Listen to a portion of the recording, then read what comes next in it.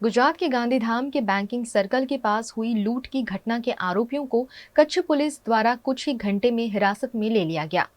कल Gandhidham banking circle के पास Hitachi cash management service private limited company की 2 करोड़ 13 लाख से भरी हुई कैश वैन लूटने का प्रयास किया गया था।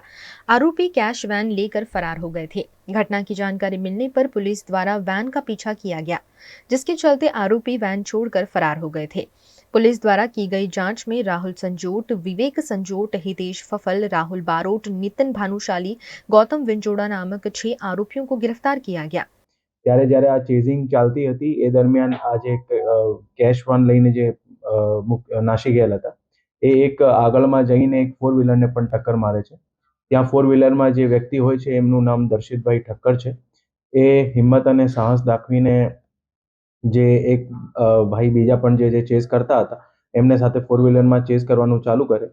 મીનવાઇલ બીજી બાજુ પોલીસની પણ અલગ અલગ ટીમો આ બનાવમાં જે છે એની શોધખોળમાં લાગી ગઈ હતી. તે દરમિયાન જ જે છે ગાંધીધામ શહેરના બહારના જગ્યામાં જે એક મીઠી રોડ ગામ છે ત્યાં એ ગાડી જે છે નાસી જાય મૂકીને નીકળી જાય છે, જે એટીએમની વાહન લઈને નીકળ્યા હતા. અને એ પછી એક બીજા પણ એક જે સ્વિફ્ટ કારમાં બેસીને ત્યાંથી નાસી જાય છે. પોલીસને આ જે બનાવની જે જાણ થઈને પછી આ જે ગાડી જે નાસી ગયેલ ત્યાં એક જે રેડી મૂકી હતી એમાં બધું મુદ્દામાલ જે હતું એ આખું આખું મુદ્દામાલ જે છે એમાં મળી ગયું હતું, જે મુદ્દામાલ આશરે 2 કરોડ 13 લાખનું છે. અને આના પછી આ જે બનાવની આખી જે છે ડિટેક્શન માટે પોલીસની અલગ અલગ ટીમો લાગેલ હતી, જેમાં એ ડિવિઝનની લોકલ ટીમ્સ, એમના પીઆઈ, જે ડીવાયએસપી અંજાર છે એમની પણ સુપરવિઝન હતું અને એની સાથે સાથે એલસીબીની વિવિધ ટીમો જે છે આ આરોપીઓને શોધવામાં લાગી ગઈ હતી.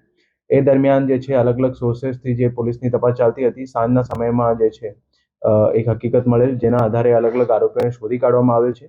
અત્યાર સુધીના જે બનાવ છે એમાં ટોટલ 6 આરોપીઓને પોલીસે પકડી પાડેલ છે.